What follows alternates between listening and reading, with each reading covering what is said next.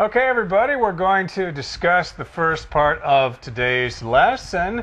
It's our Talk to Me unit, and the title is Lost in Town, which means you're in a city or you're in a town and you don't know where you are. It's a scary feeling sometimes if you're lost, especially if you're in a country where you don't speak the language very well.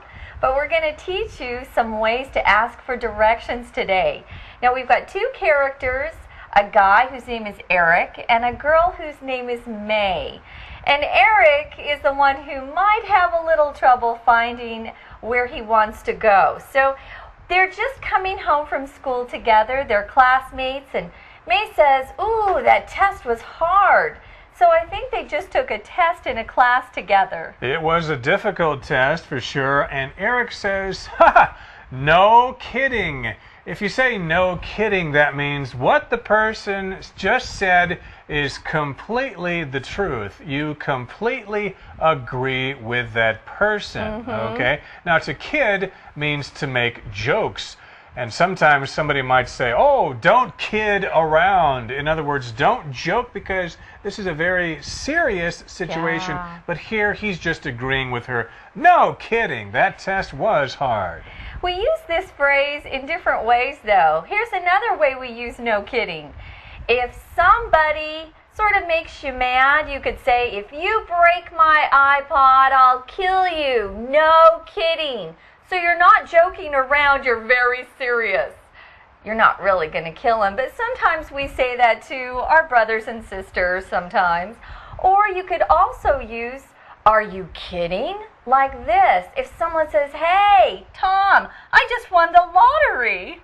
Wow, no kidding. Amazing. Yeah. Can you share some of that money with me? No, I'm not sharing. So you can either say, "Are you kidding?" or "No kidding." So we say it in different ways. You just need to learn which way to say it. Here we're talking about when you agree with someone. So let's listen to our skit so you can practice some more.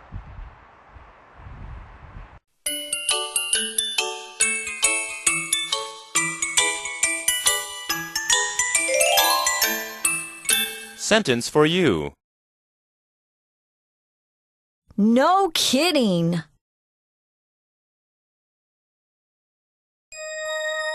I think this will be very dangerous. No kidding. The house we're going to visit is a vampire's house.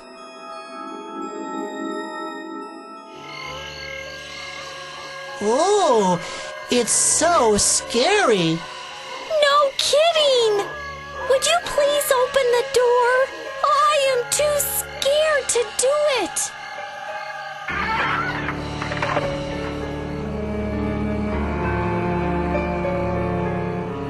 Look, the vampire is sleeping in his coffin. Shh! Be quiet.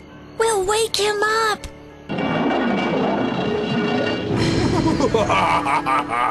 No kidding. You've already woken me up.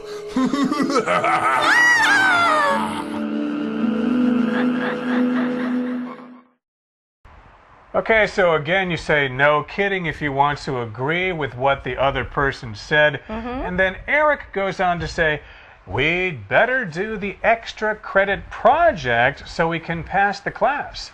Now, extra means additional, and credit is just recognition for something you have done. So if you did a project, you should receive the credit. People should recognize that you are the one who did it.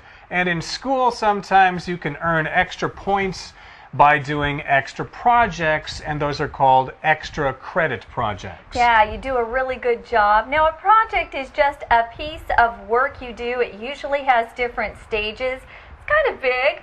Some of you may have done a science project in school, or maybe you've done something like a sewing project where you've made a dress or pants or something. So a project's longer than just doing one little piece of work or one task. So you might want to earn some extra credit by doing a really good job. And their project is to visit the art museum downtown. Now, downtown just means the center of the place where you live. It's where a lot of activities happening, And that's where the art museum is located. Right, you can go downtown, and they're going to go to the museum downtown, and then they can write a report about their favorite painting. A painting, of course, is a painted work of art. And Eric says, yeah, but the project is due tomorrow, Yeah. so we have to have it finished by tomorrow. So they've got to visit the museum today, and Eric says, let's do it. I'm going to go home now, but I'll call you soon. While he does that, we're going to listen to our Chinese teacher, and then we'll be back.